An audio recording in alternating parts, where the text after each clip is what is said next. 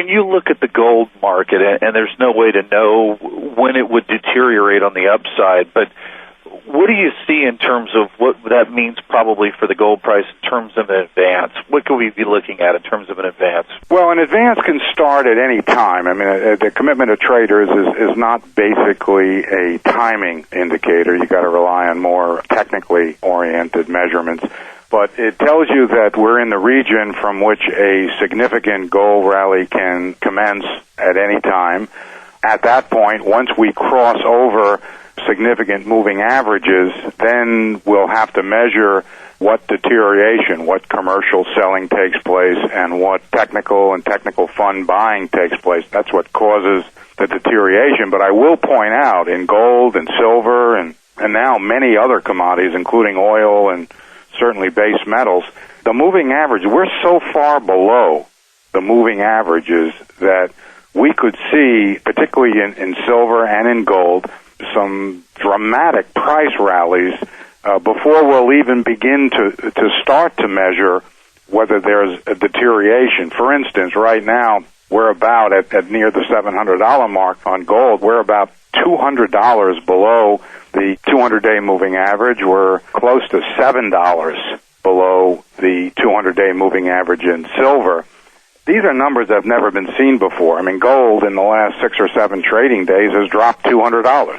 If you go back a month prior to that, we can see that almost in the same period of time, it rallied that same amount. The point being is that the way the market is configured right now from a commitment of traders point of view and the extreme degree that we're sitting below critical moving averages, it is prime for hellacious rallies to the upside, and, we'll take it when we get back, which eventually we will, to the moving averages. We'll begin to measure the deterioration at that point, but the key, element here is that we could go a long way up in price before we even have to begin to worry about deterioration. It's set up for a dramatic price move from a commitment of traders and moving average point of view. When you look at this commitment of traders, is it the most bullish you've ever seen, or have there been other times where it's... Well, I mean, I can't say we haven't seen other times. I followed this thing for maybe 20 years, so you're going to find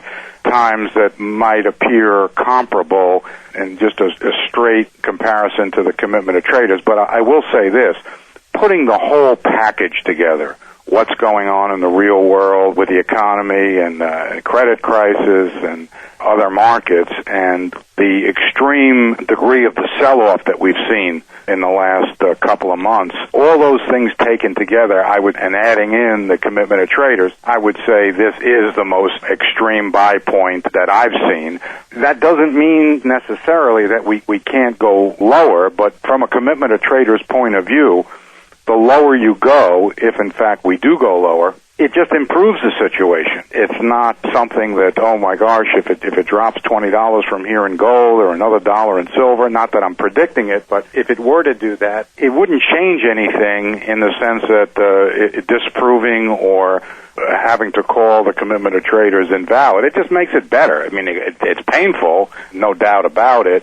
But this particular perspective or premise of the market, the more it goes against you, the better it is from the structural point of view. Ted, you mentioned to me the other day that you had looked at the stockpiles of some of the base metals and noticed that they were just on a global basis at very low levels. And then at the same time, you had mentioned to me mines were having to be shut down and mines that were going to come online or are not going to be coming online. Where are we in terms of the metals mining stocks, in terms of production? What do you see and what type of impact will that have for silver? We use the word unprecedented and extraordinary every other day in the current environment that we're in. But these are truly unprecedented and extraordinary times. And what I was mentioning is that normally in the base metal cycle, you'll generally see prices slipping below the cost of production after we've had a tremendous buildup in inventories. This is the law of supply and demand in the business cycle. Generally, we peak out in prices when inventories are very high, and because those inventories are very high and the price is generally high at that time, we kill off demand and encourage production, and that's what creates a surplus in the high inventories. And then we have to work the cycle the other way, and the inventories have to be whittled down. The price comes down, in some cases below the cost of production, and mines start to shut down, and we live off the inventories for a while. Then when we get to the bottom and there's no more inventories left, prices start to reflect that and come up, encouraging, more production, and the cycle's repeated. So generally speaking, we top out in prices and go below the cost of production when inventories are high. That's always been the case in the economic cycle since World War II. This time it's different. It's weird. We have relatively low inventory levels compared to the last 10 years in copper and in lead and zinc. We're not at the dead bottom as far as inventories, but we're closer to the bottom than we are to the top when you step back and look at a 10-year perspective. So what's so unusual is that we've moved dramatically and quickly below the cost of production for all these metals, copper, lead, zinc, nickel, just about every commodity you can think of. We've moved sharply below the cost of production, which will, in time, if we stay here, affect, mine production. Mines will cut back, shut down, smelters will shut down, and it's happening now as we speak. And it may be accelerated due to the current unsettled condition of the world economy.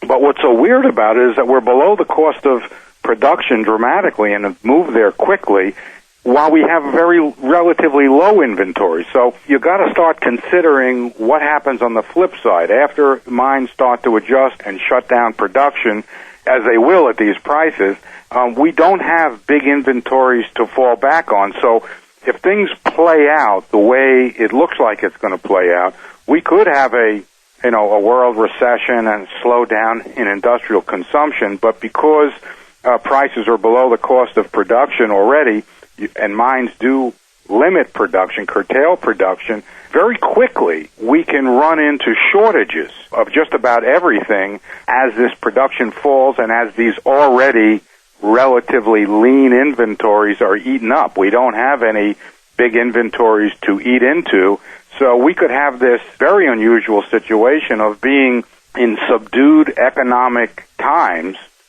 down over the next year or so, and at the same time have shortages pop up of everything because you just don't flip a switch and turn a mine on and off at will. We will go through the inventories that we have that are already lean very relatively quickly, and, recession or no recession, if there's going to be some demand for all these resources, if they're not available, you could have very dramatic and volatile prices to the upside much quicker than people expect because of the low inventories.